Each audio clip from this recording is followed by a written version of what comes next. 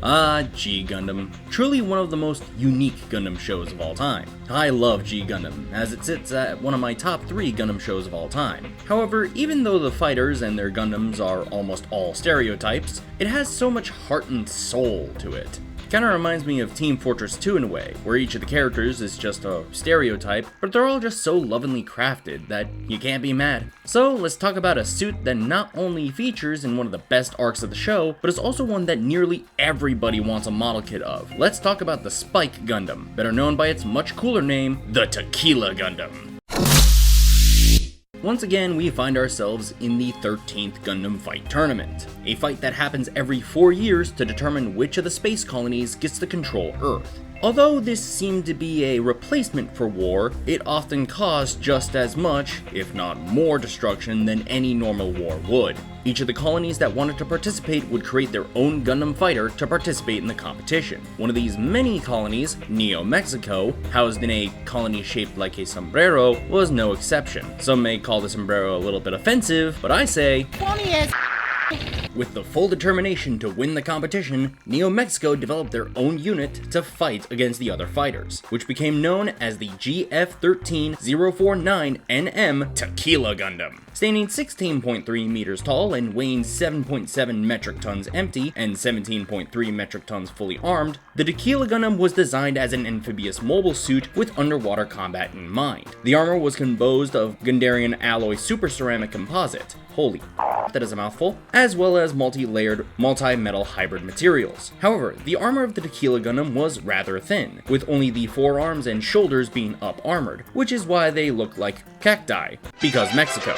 The mobile suit was controlled by a single pilot within the Mobile Trace system, mentioned back in my Nobel Gundam video, which allowed the pilot to more precisely control the machine, but at the risk of physical harm to the pilot if they weren't careful. Now the weapons here aren't anything too crazy, but they are rather unique amongst Gundam fighters. Firstly, a pair of beam tridents for close quarters combat. The Tequila stores 2 of these weapons on its back, with each of them emitting a trident-shaped beam from each end. Next up, the Cactus Needle attack was only seen in the Superclass manga. This attack involved the right shoulder armor firing out the spikes for an offensive attack against enemy mobile suits. Next up, a set of Vulcan guns mounted on the sombrero gave the Tequila a 180-degree firing arc, although these Vulcans were mainly used for suppression due to their low power. And of course, like all Gundam fighters in G Gundam, the Tequila Gundam had a few finishing moves, both of which involved the use of the sombrero. The first was the Hat Cutter, where the sombrero spins at high speed and launches at an opponent. The other was known as the Tequila Vortex. On the inside of the sombrero was a very large fan, which was able to spin at high speeds while underwater, creating a large vortex that could pull enemy machines under the surface of the waves, where the Tequila Gundam had a huge advantage compared to other machines as it was designed to be an amphibious mobile suit. I guess it's a good thing it didn't go up against the Mermaid Gundam. I was born in it,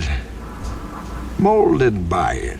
Overall, whilst the Tequila is undeniably a huge stereotype, this suit had a lot of potential. To pilot this machine, Neo Mexico recruited Chico Rodriguez. However, he didn't want to participate in the Gundam fight, and ran away with both his little sister Gina and the Tequila Gundam. Why did he do this? Because Gina was terminally ill with an unknown and incurable disease. Her only wish? To spend her last days on Earth with her brother. As such, Chico ran, which royally pissed off Neo Mexico, who declared him a traitor and decided to lure him out with a deception tactic. They made the claim that Chico in the Tequila Gundam had destroyed Neo Japan's Shining Gundam, which lured out both Chibity Crockett in the Gundam Maxter as well as Chico in the Tequila. However, thanks to the timely arrival of Domon in the Shining Gundam, this ruse was quickly discovered. Whilst Chibity and the Maxter dealt with the Neo Mexico military and their mobile suit forces, Domon challenged Chico to a Gundam fight, which resulted in the destruction of the Tequila Gundam's head, which according to the regulations of the Gundam fight meant that the unit was disqualified.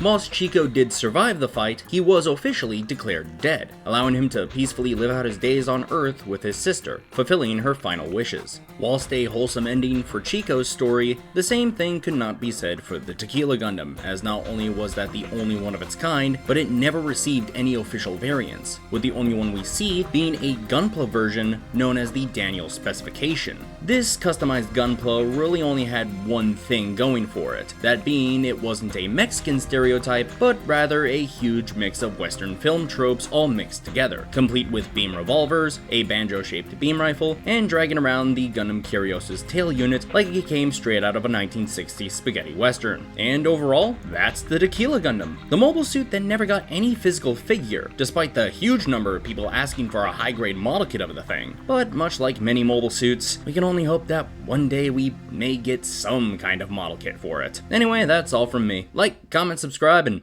do all that good stuff. And until next time, this is Nerd Trooper, signing off.